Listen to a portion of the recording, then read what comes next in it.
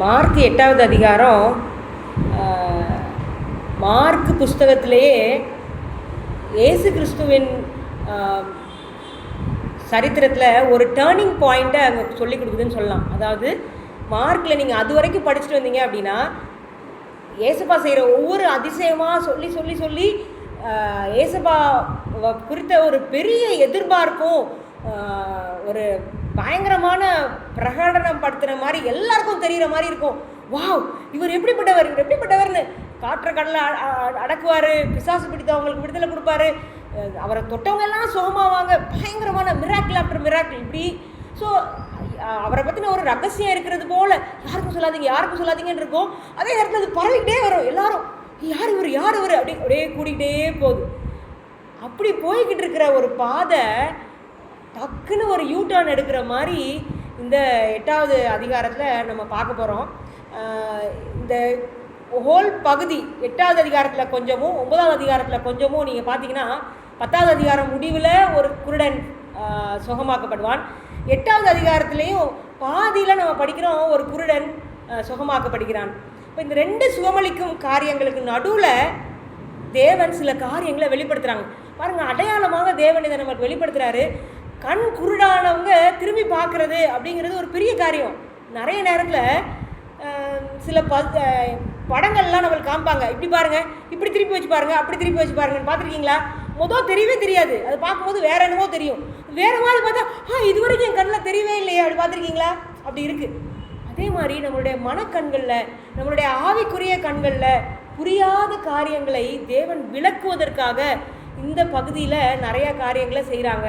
So இன்றைக்கி நம்ம அடுத்தடுத்து படிக்க போகிற காரியங்களில் இந்த க்ளோரி இப்படி நேராக அவருடைய மகிமை அதிகமாக பிரகாசித்து கொண்டு போயிருக்கிற வேலையில் ஒரு இருளான ஒரு காரியம் நடுவில் வருகிறத பார்த்து நம்ம புரியாமல் திணறுகிற ஒரு அனுபவம்.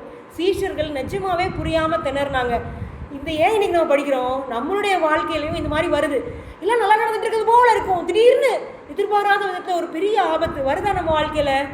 இப்போ அப்படிப்பட்ட சூழ்நிலைகளில் நம்ம எப்படி இதை பார்க்குறது, என்ன இந்த காரியம் அப்படின்னு பார்த்தீங்கன்னா, ஏசப்பா இந்த 8வது அதிகாரத்திலேருந்து அவருடைய சிலுவை மரணத்தை குறித்து தாராளமாக பேச ஆரம்பிக்கிறாங்க சீஷர்கள்ட்ட. அவங்க சொல்கிறாங்க, நான் 3 நாள் இறந்து போயிடுவேன், நான் அநேக பாடுகள் பட்டு நான் மரித்து போவேன், நான் 3வது நாள் எந்திருப்பேன் அப்படின்லாம் பேசுகிறாங்க. இது வரைக்கும் பேசலை. அவருடைய முடிவு சமீபமான நாட்களில் இதை பற்றி பேசும்போது அப்போ தான் அவர் ஒத்துக்கிட்டு இருப்பார். அவங்கள்ட்ட கேள்விகள் கேட்பார். ஏசப்பா ரொம்ப அழகாக பாருங்களேன், நல்ல ஒரு டீச்சர். இந்த மெத்தடை நம்மளும் ஃபாலோ பண்ணணும். நம்ம எனக்கு தெரிஞ்சிச்சு உடனே நான் போய் சொல்ல போகிறேன் எல்லாத்தையும், அப்படி கிடையாது. ஏசப்பா விரும்புனாங்க, நீங்கள் என்னுடைய மகிமையை பார்த்துட்டீங்க, நான் தான் மேசியான்னு நீங்கள் நம்பிட்டீங்க, ஆனால் இந்த காரியத்தை நான் உங்களுக்கு இன்னொரு கிரேட்டர் காரியத்தை சொல்கிறதுக்காக தான் கொடுத்தேன். இந்த அண்டர்ஸ்டாண்டிங் உங்களை இன்னொரு பெரிய புரிதலுக்குள்ளே கொண்டு போகணும் அப்படின்னு. ஒன்றுமே இல்லாத காலத்துலேயும் இந்த தேவனை நம்பலாம் அப்படிங்கிற ஒரு அனுபவத்தை, நம்மளுக்கு புரியாத காலங்களும் தேவனை நம்பலான்ற ஒரு பெரிய லெசனை கடவுள் சொல்லிக் கொடுக்க போகிறாங்க. யோபுவை நினச்சிக்கோங்க. யோபு புஸ்தகம் எப்படி ஆரம்பிக்குது? உத்தமனும் சன்மார்க்கனும் தேவனுக்கு விரும்பமான ஒரு குற்றமே இல்லாதவன் அப்படின்னு தான் அவனை இன்ட்ரடியூஸ் பண்ணிவிட்டு அவனை போய் சாத்தாங்கையில் ஒப்பு கொடுத்துறாரு. நீ என்னனாலும் செஞ்சுக்கோ, அவனை மட்டும் தொடாத.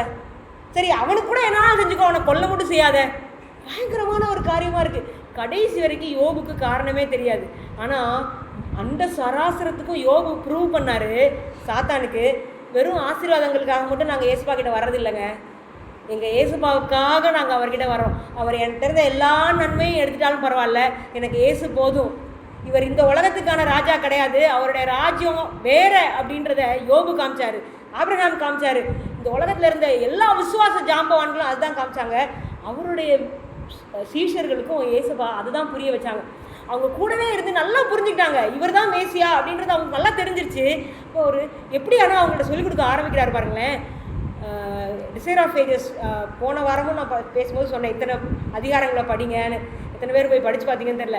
படிச்சிருந்தீங்கன்னா உங்கள் இருதயம் நிஜமாக கொழுந்து விட்டு எரிஞ்சிருக்கும். அதே மாதிரி இன்றைக்கி நம்ம படிக்க வேண்டியது டிசைர் ஆஃப் ஏஜஸில் 45வது அதிகாரத்துலேருந்து 48வது அதிகாரம் வரைக்கும் நம்ம கண்டிப்பாக வாசிக்கணும். அப்போ இவங்கள்ட்ட சொல்கிறதுக்கு முன்னாடி போய் ப்ரே பண்ணாராம். யார்கிட்டையாவது போய் நம்ம நன்மை செய்வதற்கு முன்பாக, கடவுளை பற்றி சொல்கிறதுக்கு முன்னாடி முதல் என்ன செய்யணும்?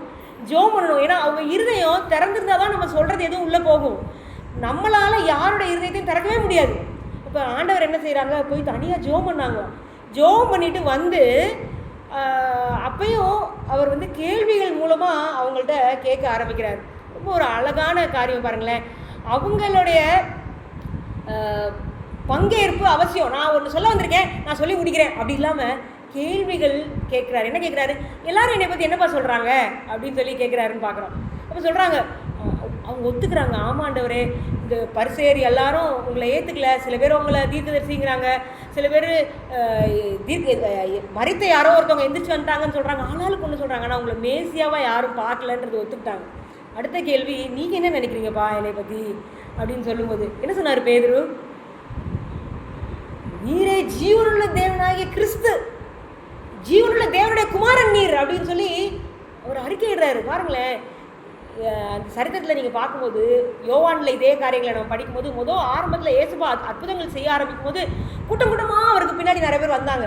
ஆனால் யோவான் ஸ்நானகன் மரித்த பின்பு நிறைய பேருக்கு கேள்வி வந்துருச்சு, இவர் என்ன உண்மையிலேயே மேசியாதானா?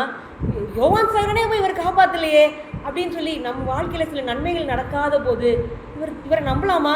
இவர் என்ன கைவிட்ட மாதிரி இருக்கே அப்படின்னு சந்தேகப்பட்டு நிறைய பேர் போயிட்டாங்களாம். இப்படி போன மக்கள் மத்தியில் இந்த 12 பேரும் போல சொன்னாங்க, இல்லைப்பா நீங்கள் யோவானை காப்பாற்றலைனாலும் பரவாயில்ல, நீங்கள் தான் மேசியான்னு எங்களுக்கு தெரியும்.